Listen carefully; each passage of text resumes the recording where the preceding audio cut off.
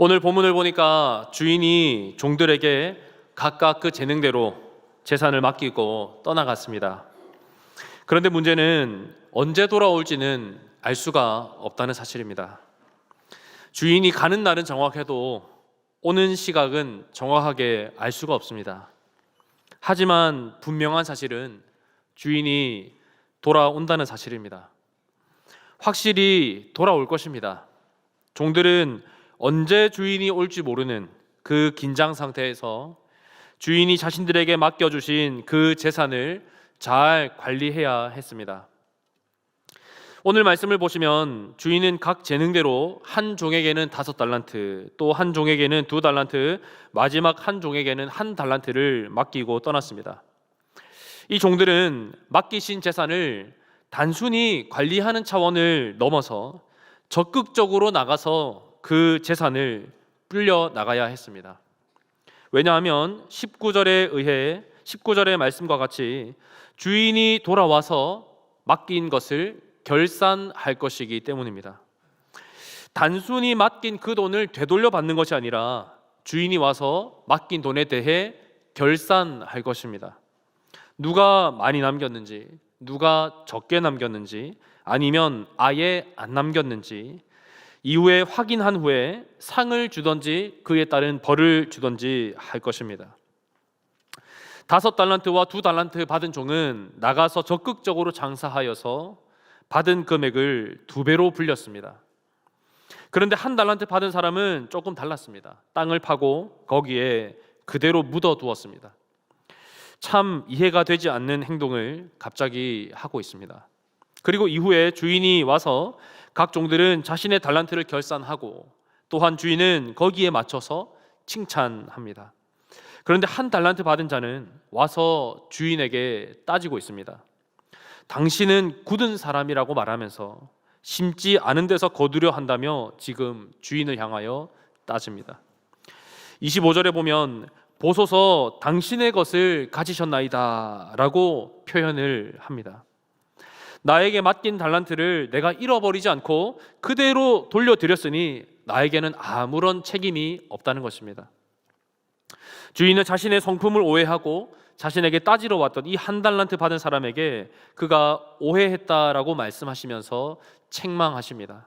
그리고 그 1달란트를 빼앗아서 10달란트 받은 자에게 줘버렸습니다.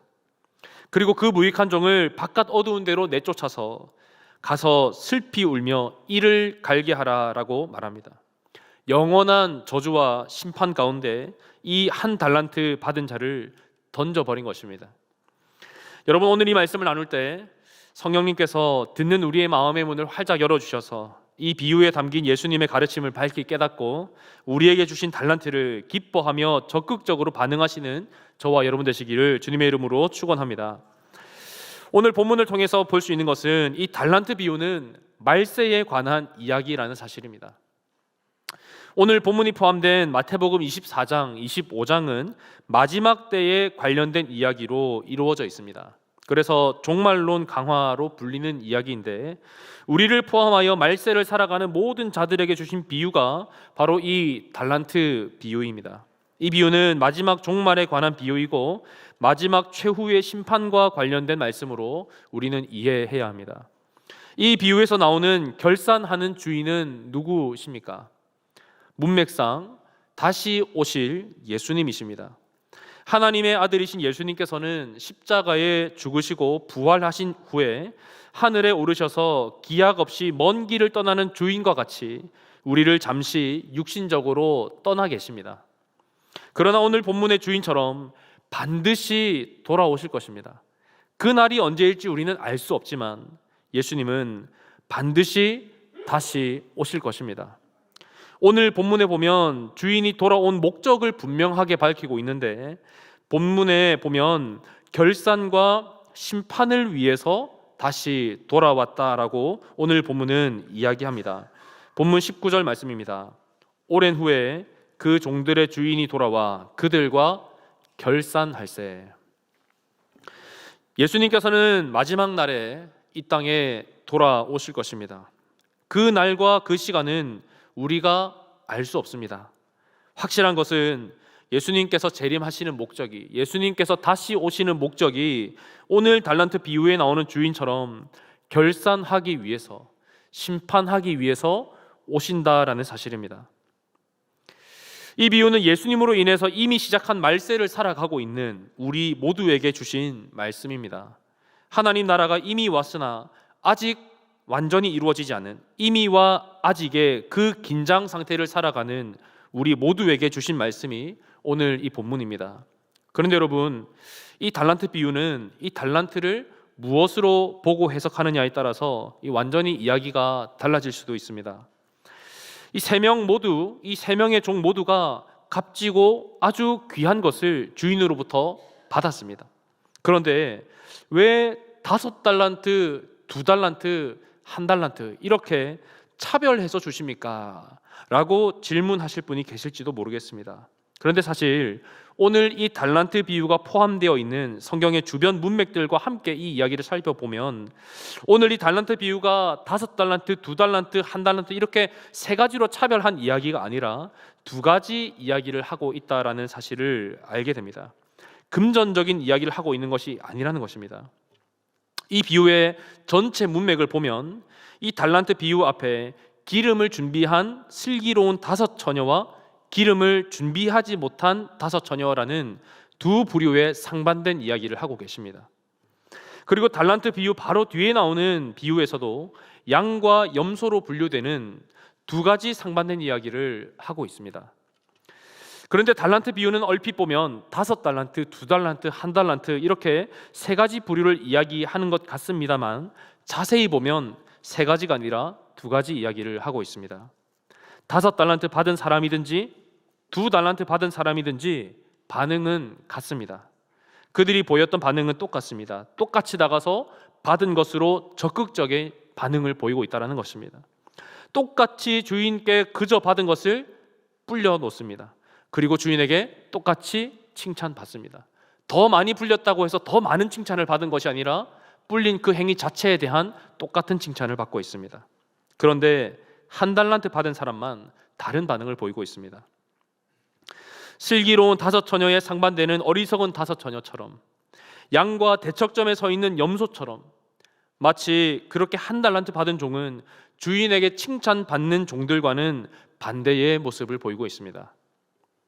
오늘 본문을 볼 때 이 달란트의 액수가 중요한 것이 아니라 달란트를 받았을 때에 보였던 종들의 반응을 주목해서 보아야 합니다. 5달란트, 2달란트 받은 종들은 바로 나가서 적극적으로 장사하는 것으로 반응했습니다.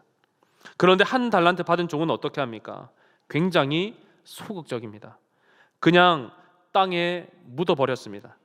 가장 값진 달란트를 가지고 아주 냉소적이고 소극적인 반응을 보이고 있습니다. 악하고 게으른 종의 전형을 보여주고 있습니다. 5달란트와 2달란트 받은 종은 주인에게 받은 달란트에 대해서 아주 긍정적이고 적극적이었습니다. 나가서 받은 달란트를 가지고 장사하여 2배로 불려서 주인에게 그대로 돌려주었습니다. 그런데 1달란트 받은 사람은 아주 소극적이고 냉소적으로 그리고 무덤덤하게 반응합니다. 단지 받은 것을 그대로 묻어놓았다가 그대로 돌려주는 것뿐입니다.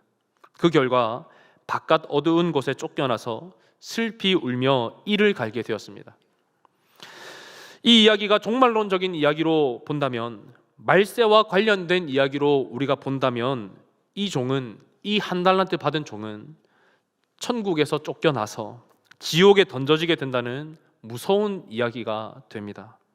바라기는 우리 모든 한밭 성도님들 이 마지막 때에 하나님께서 맡기신 귀한 달란트에 대해서 소극적이고 냉소적이고 냉담한 태도가 아니라 이 귀한 달란트를 맡겨주신 주님께 감사하는 마음으로 아주 적극적으로 반응하시는, 그래서 하나님을 기쁘시게 하는 저와 여러분 되시기를 바랍니다.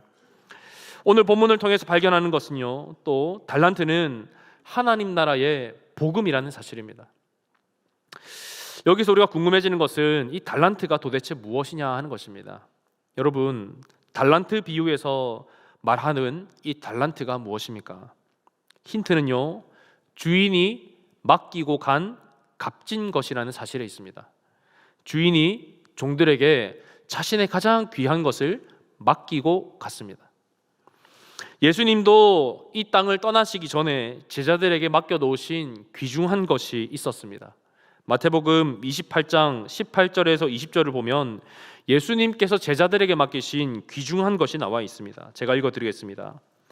예수께서 나와 말씀하여 이르시되 하늘과 땅의 모든 권세를 내게 주셨으니 그러므로 너희는 가서 모든 민족을 제자로 삼아 아버지와 아들과 성령의 이름으로 세례를 베풀고 내가 너희에게 분부한 모든 것을 가르쳐 지키게 하라. 볼지어다 내가 세상 끝날까지 너희와 항상 함께 있으리라. 아멘. 예수님께서 제자들에게 그리고 오늘 우리에게 맡기신 가장 귀중한 것이 무엇입니까?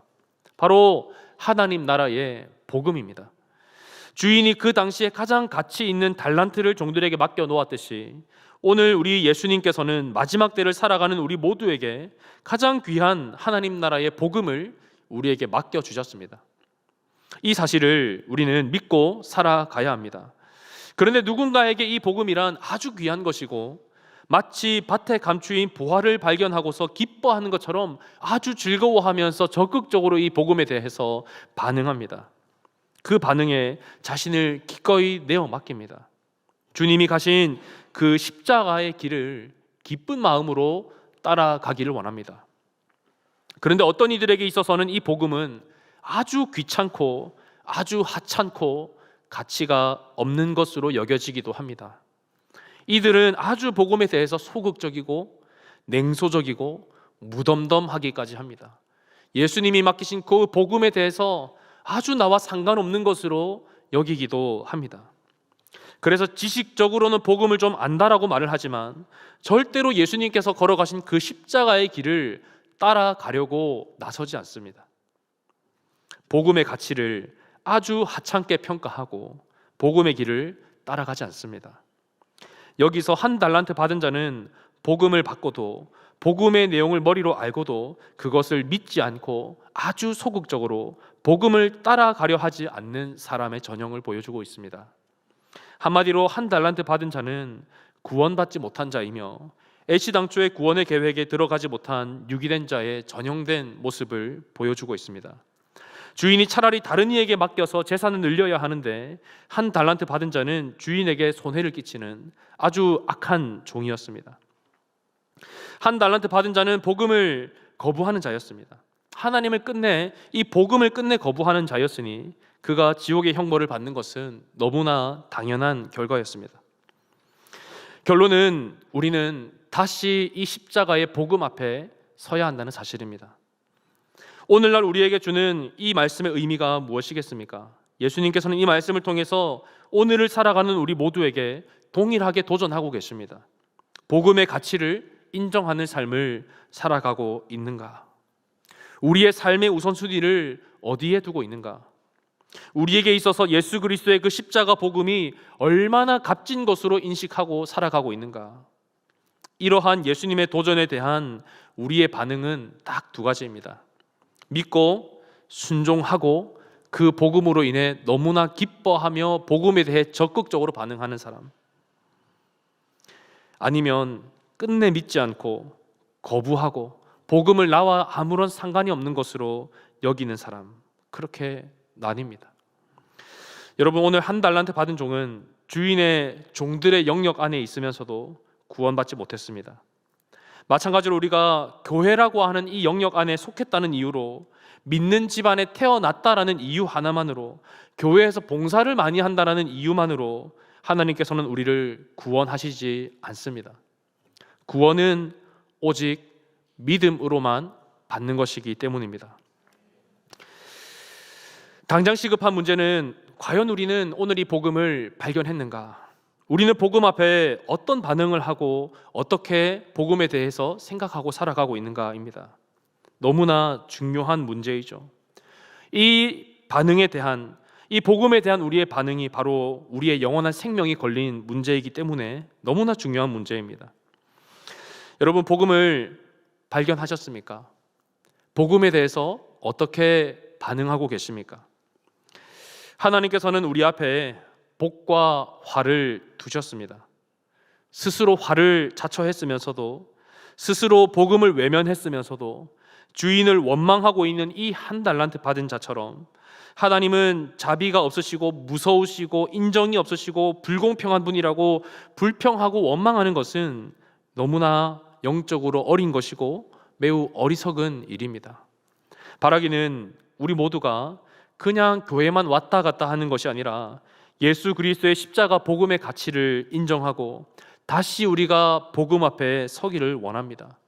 돈 되는 것들만 쫓아가는 이 시대 가운데 믿음을 가진 우리 성도들만큼은 예수 그리스도의 십자가 복음 앞에 우리의 모든 것을 걸어야 할 줄 믿습니다. 이 길만이 우리가 살 유일한 길이기 때문입니다. 우리의 삶의 순간순간 하나님께서 우리에게 맡기신 가장 귀한 것, 예수 그리스도의 십자가 복음에 더욱더 목숨 걸고 복음 앞에 바로 서서 하나님께서 예비하신 그 복을 풍성히 누리시며 교회와 가정을 바로 세우시는 저와 여러분 되시기를 주님의 이름으로 축원합니다.